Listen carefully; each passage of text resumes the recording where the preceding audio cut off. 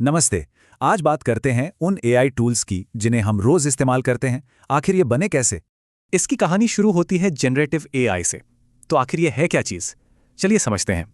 मतलब ये सिर्फ डेटा को पढ़ता नहीं बल्कि उससे कुछ एकदम नया बना सकता है। तो जनरेटिव एआई आर्टिफिशियल इंटेलिजेंस की एक बहुत बड़ी दुनिया का छोटा सा पर बहुत ज़रूरी हिस्सा है। सबसे पहली और बड़ी चुनौती थी मशीनों को हमारी भाषा सिखाना, एक एक शब्द करके। शुरू में जो मॉडल्स बने, जिन्हें आरएनएन्स कहते हैं, वो वाक्यों को एक एक करके प्रोसेस करते थे।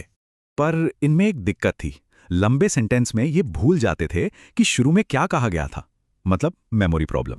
तो इस मेमोरी प्रॉब्लम को सॉल्व करना ही सबसे बड़ा चैलेंज था और इसका सॉल्यूशन एक ब्रेक थ्रू था।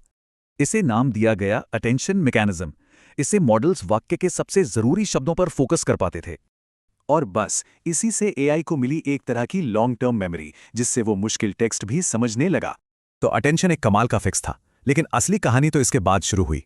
एक असली क्रांति। 2017 में गूगल के एक रिसर्च पेपर ने एक नया आर्किटेक्चर दिखाया जो सिर्फ अटेंशन पर ही काम करता था। इसका नाम था ट्रांसफॉर्मर।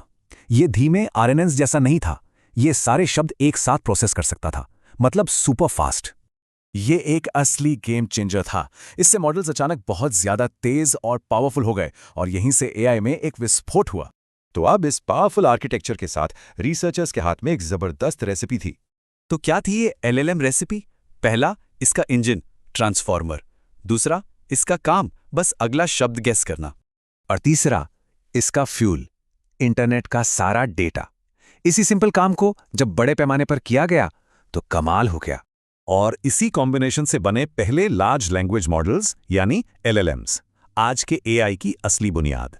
तो इस पूरी कहानी का आज के जेनरेटिव एआई के लिए क्या मतलब है? इसी सफर की वजह से आज एलएलएम्स इतनी अच्छी तरह लिख सकते हैं, समराइज कर सकते हैं और ट्रांसलेट कर सकते हैं। ये कहानी है कि कैसे एक एक प्रॉब्लम सॉल्व करने से एक टेक्नोलॉजी क्रांति आ गई। अब सवाल ये है, अगला क्या?